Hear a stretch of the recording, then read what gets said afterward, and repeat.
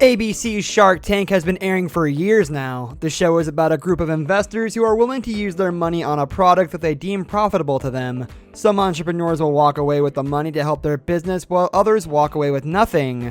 Mark Cuban is one of the sharks, and he is well known for being outspoken.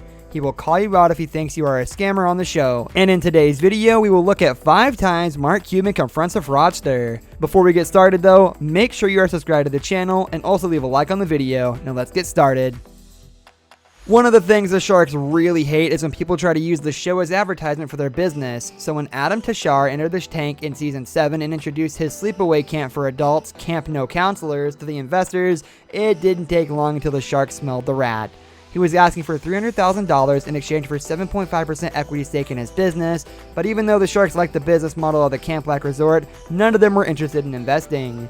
Mark Cuban said Tashar was a party promoter instead of an entrepreneur. You're a party promoter, I want right? you in my corner. Yeah. Well, no, I'm serious. I'm serious here. At the end of the day, you're a party promoter. I like it. And Damon John went even further, calling him a gold digger who wasn't actually looking for any investment, but rather wanted to promote his camps on TV. Are you trying to basically gold dig? Because you're basically saying right now, you don't really need anything from us. Whether Tashar was looking for an investment or was really just on the show for free advertisement, it certainly helped his business, as Camp No Counselors have since expanded to 8 different cities and have been featured in several newspaper and magazine articles.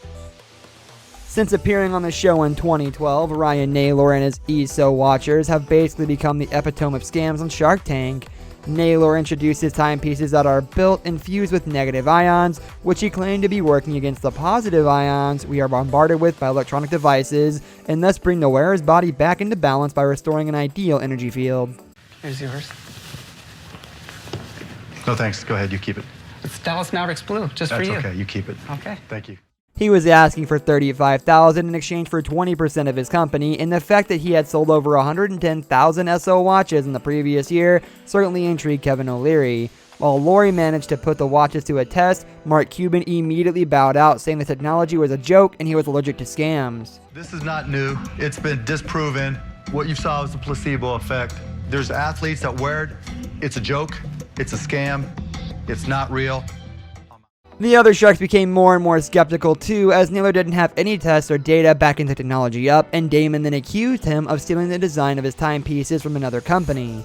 Eventually, Kevin O'Leary said he would consider investing if Naylor admitted that the negative ion technology was a scam, but the entrepreneur would not do it. How about this? If you admit it's a scam, maybe I'll invest.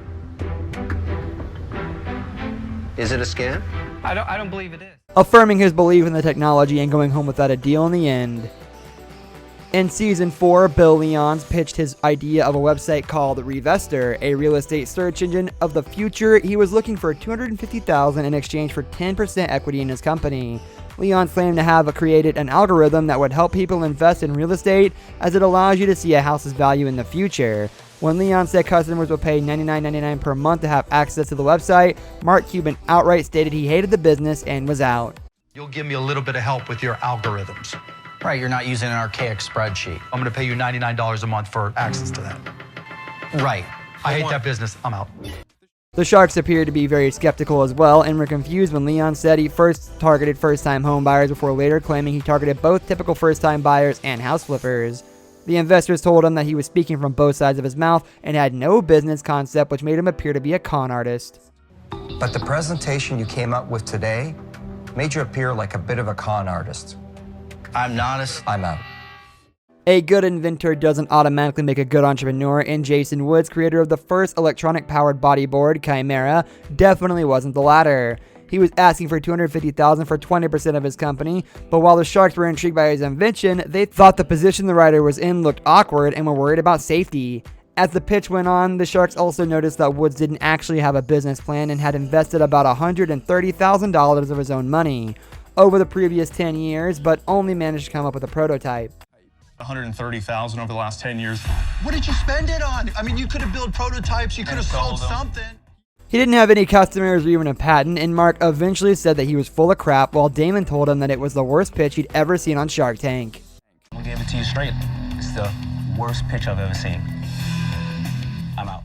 Woods obviously didn't get a deal, but the boards recently became available to purchase for around $3,500.